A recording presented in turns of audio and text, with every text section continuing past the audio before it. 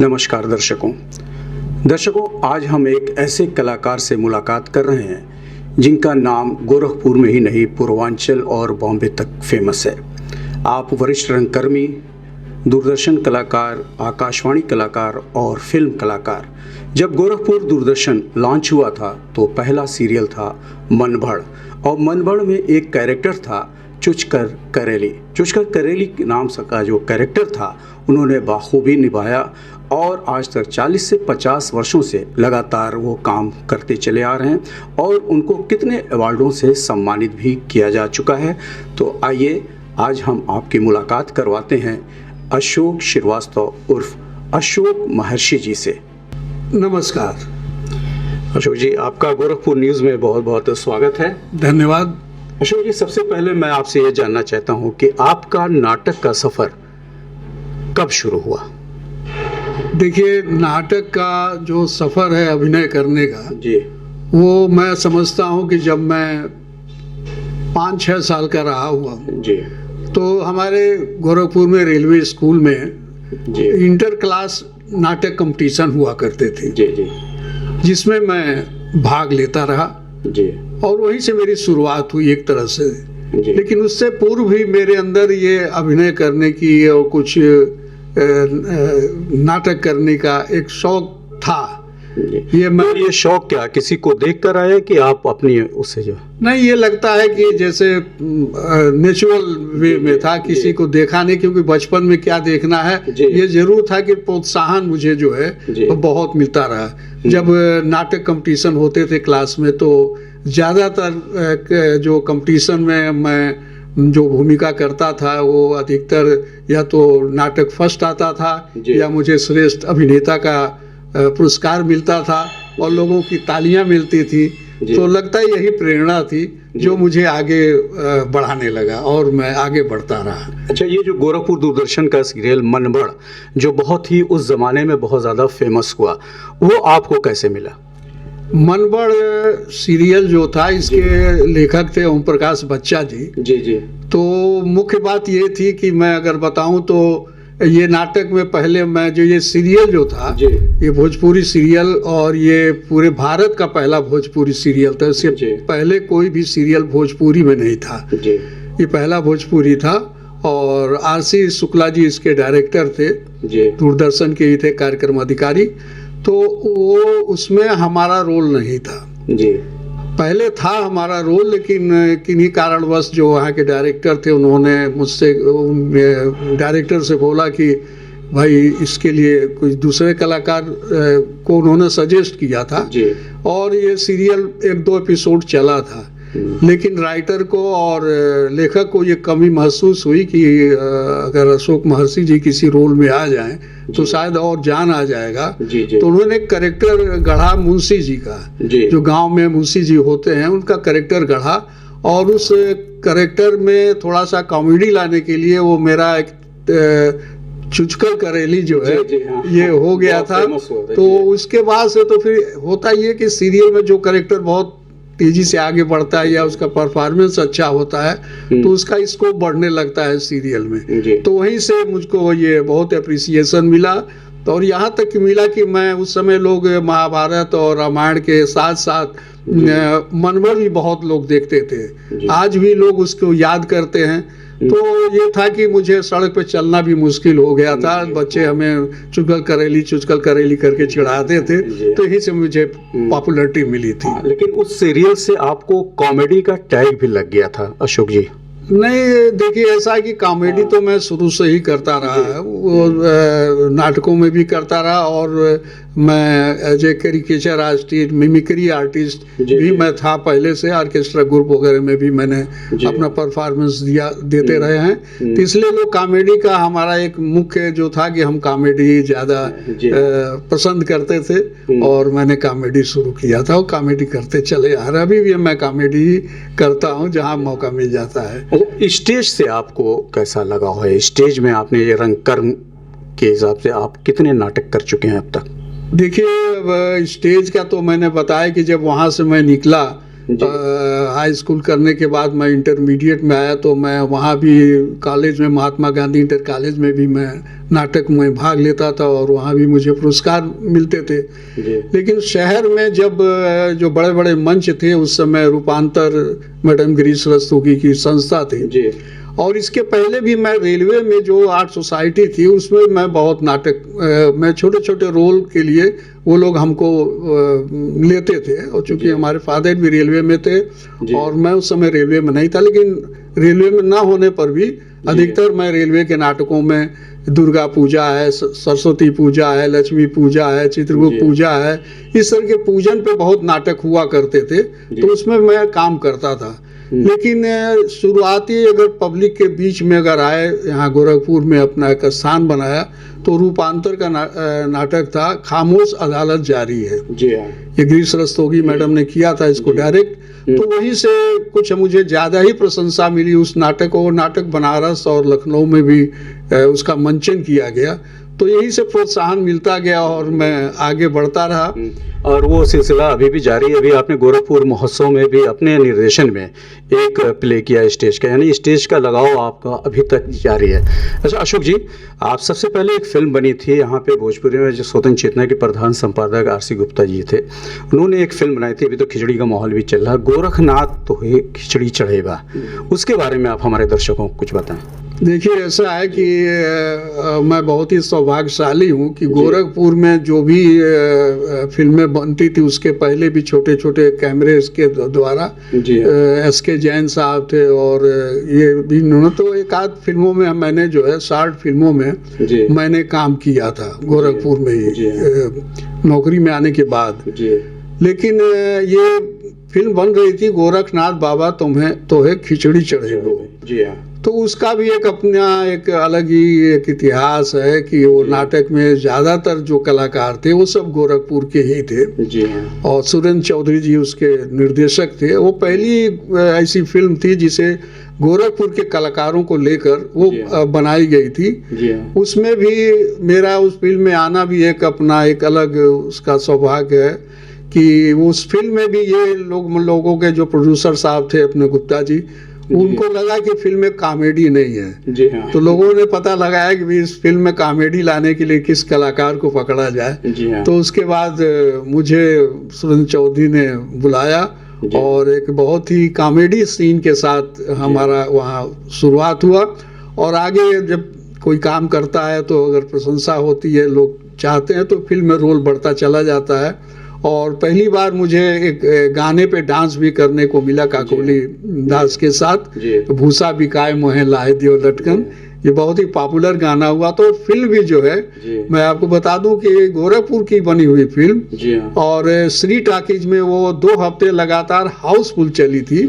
उसके बाद छाया टाकीज में लगी थी, वहाँ भी हाउसफुल चली थी और उस फिल्म से भी हमको बहुत ही पॉपुलरिटी मिला, बहुत लोगों ने मेरे रोल को प्रशंसा किया और फिल्म का भी उन्होंने प्रशंसा किया था। अब तक आप कितनी फिल्मों में काम कर चुके हैं भोजपुरी? देखिए ऐसा है कि अभी तक तो मैं करीब 25 से ज़्यादा फिल्मों में मैंने काम किया है और चूंकि मैं रेलवे में था इसलिए नौकरी में था तो ज़्यादा हम फिल्मों में नहीं काम कर सकते थे। ये मेरे लिए बंदिश था, एक तरह से नियम था कि ज़्यादा हम कमर्शियल फिल्म नहीं करते, तो छोटे छोटे शौकिया मैंने फिल्मों में काम किया। लेकिन रिटायरमेंट के बाद मुझे 12 साल हो गए रिटायरमेंट हुए। इधर 12 साल के अंदर हमें बहुत सी फिल्में मैंने की और खुल के किया है, जिसमें कि ये बिदना तोरे देश में जिसमें आपने भी रोल किया था, वो थी शैलेश श्रीवास्तव ने बनाया था। सटला तगैला सुहागन बना था सजना हमार में बहुत ही अच्छी भूमिका वकील की थी, जिसमें बहुत प्रशंसा किया। दिल लागल ओढ़निया वाली से थी और इधर जो खास फिल्में की है मैंने राजा राम में भी मैंने भूमिका की है खेसारी लाल यादव के साथ और नागिन पार्ट 2 में भी किया है। इस तरह से फिल्मों में करीब हमारा छोटा मोटा रोल चलता रहता है और मैं जब भी समय होता है तो मैं कर लेता हूँ। अच्छा, जहाँ तक एक्टिंग की बात आई तो आपके घर में भी एक, अब तो वो इस दुनिया में नहीं रहे, राजेंद्र श्रीवास्तव जी, उनके बारे में आप कुछ बताइए कि वो कैसे कलाकार थे? देखिए राजेंद्र श्रीवास्तव मुझसे बहुत ज़्यादा प्रभावित थे। जी। परिवार में मेरे कोई एक्टर नहीं था, न कोई संगीत का कोई माहौल ऐसा हमारे परिवार में नहीं था, लेकिन वो हमको देखता था मंचों पे। जी हाँ। तो उसको भी स्टूडेंट लाइफ में उसे भी शौक लगा। जी। और वो भी मंच पे आने लगा और नाटकों में वो अभिनय करने लगा। जी। तो मैं समझता हूँ कि ईश्वर उसकी आत्मा को शांति प्रदान करे। मैं समझता हूँ कि राजेंद्र श्रीवास्तव जैसा एक्टर जी मेरे हिसाब से गोरखपुर में कोई था नहीं। जी।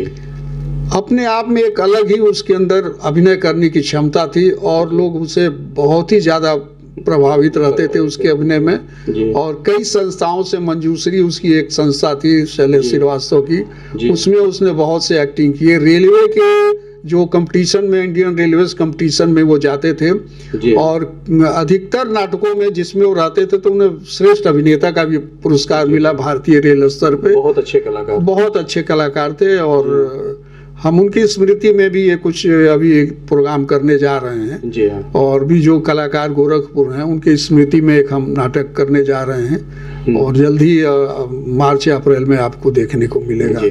अच्छा अशोक जी, सबसे आपने इतना ज़्यादा लंबा सफ़र किया है, नाटक भी किया, आपने डायरेक्शन भी दिया, एक्टिंग भी किया, रेडियो स्टेशन से भी बहुत से नाटक किया जो है। तो आजकल की जो जनरेशन है वो चाहती है कि फिल्मों का बहुत ज़्यादा वो देखती है कि मैं सीधे डायरेक्ट फिल्म में चला जाऊं और वहाँ पे एक्टिंग करने लगूं। तो आप उस हमारे युवाओं को, ख़ास करके जो बच्चे हैं, उनको आप क्या कहना चाहेंगे कि इस क्षेत्र में वो कैसे आगे बढ़ें और एक्टिंग को कैसे लें? देखिए, ऐसा है कि चूँकि जैसा कि मैंने बताया कि मैं बचपन से ही आर्टिस्ट रहा हूँ और आकाशवाणी में जो 74 में जब इसका शुरुआत हुआ तो पहला जो ऑडिशन हुआ था उसमें मैं अप्रूव हुआ था। जी हाँ। विनोद रस्तोगी जी ने उसका ऑडिशन लिया था। जी। और बहुत ही कड़ा ऑडिशन होता था उस समय रेडियो पे। तो रेडियो में भी हम अनगिनत नाटक, 500 से ऊपर ज़्यादा हमने नाटक किया। जी। उसके बाद दूरदर्शन आपका गोरखपुर में हुआ, उसमें भी मैंने बहुत नाटक लिखे भी और डायरेक्ट भी किया और ये किया। साथ ही साथ रंगमंच के पर और फिल्म के बारे में मैंने बताई आपको, रंगमंच पे भी मैंने बहुत सारे नाटक किए, अच्छे अच्छे निर्देशकों के साथ नाटक किए। मैंने कोई वर्कशॉप या कोई ट्रेनिंग नहीं लिया। जी हाँ। तो मैं इसलिए बता रहा था कि एक तरह से अनुभव की बात है कि मैंने हर क्षेत्र में, हर उसमें मैंने स्टेज के जितने भी क्राफ्ट होते हैं, चाहे स्टेज सेटिंग हो, मेकअप हो, म्यूजिक हो, नौटंकी मैंने बहुत किया है। नौटंकी शैली पे नाटक मैंने आला अफसर, दुलारी बाई और ये सब नाटकों मैंने डायरेक्ट भी किया है। अभी दूरदर्शन पे मैंने बहुत से नौटंकी डायरेक्ट किया। तो अपने अनुभव के आधार पर आज हम जो कलाकारों को देखते हैं जो अभिनय के क्षेत्र में आ रहे हैं, मुझे लगता है कि वो जो उनके अंदर एक भावना होनी चाहिए अभिनय के क्षेत्र में या रंगमंच के क्षेत्र में, वो थोड़ी सी उनको अभी आवश्यकता है। जी हाँ। और ये आवश्यकता पूरी करते जैसे मैं रहता है रेडियो, जैसे वॉइस के मामले में अगर आपको काम करना है, अभी वॉइस हमारा ये रिकॉर्ड हो रहा है। जी हाँ। तो आपको वॉइस पर बहुत कंट्रोल अगर कोई ट्रेनिंग जहाँ मिलती है वो तो आकाशवाणी है। जी हाँ। अभिनय का जहाँ तक आता है, फिल्म के अभिनय की बात आती है तो उसमें आप शुरुआत में आप देखिए दूरदर्शन में भी बहुत से होते हैं, फिल्मों में भी एक्टिंग होती है, तो उसकी एक विधा अलग है, मंच की विधा है। लेकिन आज के कलाकारों से मैं सिर्फ यही कहना चाहूँगा कि भाई अगर आपको एक अच्छा अभिनेता बनना है, आपको अच्छा निर्देशक बनना है, तो आपके अंदर समर्पण की भावना अवश्य होनी चाहिए। रंगमंच के प्रति, निर्देशन के प्रति, अभिनय के प्रति यदि आप समर्पित नहीं हैं, आप सिर्फ ये सोचते हैं कि 1-2 नाटकों के बाद हम फिल्म को में चले जाएं, तो ये थोड़ा सा आपके लिए जाना बहुत आसान है, ऐसी कोई बात नहीं, आप जा सकते हैं, लेकिन प्रसिद्धि आपको तभी मिलेगी जब आप सर्वांगीण आपके अंदर वो विकास होगा अभिनय का और भी जो विधा है उस सारे विधा का। जैसा कि आप भी हमारे साथ एक सीरियल में थे जो कच्चा पापड़ पक्का पापड़, आपने बहुत बढ़िया हमारे साथ रोल भी किया था पंडित जी का। तो अब आपने उसमें देखा होगा कि उसमें 100 एपिसोड का था और करीब 70 एपिसोड में हम हैं। तो कहीं रिटेक नहीं वो करते थे लोग, हमारे एक्टिंग को रिटेक और ये सब बात, हाँ उसमें कोई रिटेक नहीं था, गेटअप भी हमारा बहुत दूसरा था। तो जब तक आप जितना भी आप अभिनय के क्षेत्र में आएंगे, सीखेंगे, जब आप लक्ष्य जो ऑब्जर्व करना बहुत जरूरी है, ऑब्जर्व करना, उसके बाद आपको लक्ष्य पहले अभिनय सीखने का होना चाहिए, न कि फिल्मों में जाकर अभिनय करने का। यदि आपके अंदर वो गुण आ गए तो आपको स्वयं जिसको आवश्यकता होगी वो आपको बुलाएगा, या बॉम्बे जाकर आप अपना ऑडिशन देंगे, वहाँ आपको सेलेक्ट होंगे। तो मैं यही कहना चाहूँगा अपने युवाओं से कि थोड़ा सा आप ऑब्जर्व करें, सीखें, जितने अच्छे अच्छे डायरेक्टर्स उनके साथ सीखें, जो अनुभवी डायरेक्टर्स हैं उनके साथ सीखें, वर्कशॉप होते हैं उसको आप अटेंड करें, उसके बाद आप फिर आगे बढ़ने के लिए आप सोचें, तो ज़्यादा बेहतर कलाकार आप बन सकते हैं। आप अब तक कितने सम्मान पा चुके हैं? देखिए, सम्मान की बात तो हमारे ये दर्शकों का आशीर्वाद है, और मैंने जो भी कुछ किया, मैं सम्मान के लिए कभी नहीं रहा कि इसमें सम्मान मिलेगा, इससे पैसा मिलेगा। हमारा अभिनय करने का शौक था तो मैं अभिनय करता रहा। लेकिन मैं आपको बता दूं, अपने दर्शकों को भी, मैं स्काउटिंग ऑर्गेनाइजेशन में भी जुड़ा रहा, और मुझे 4 बार राष्ट्रपति अवार्ड मिला है। मेरे आप कमरे में देख रहे होंगे कि सारे राष्ट्रपति के साथ हमारा वो है। तो स्काउटिंग के क्षेत्र में मुझे 4 टाइम राष्ट्रपति अवार्ड मिला।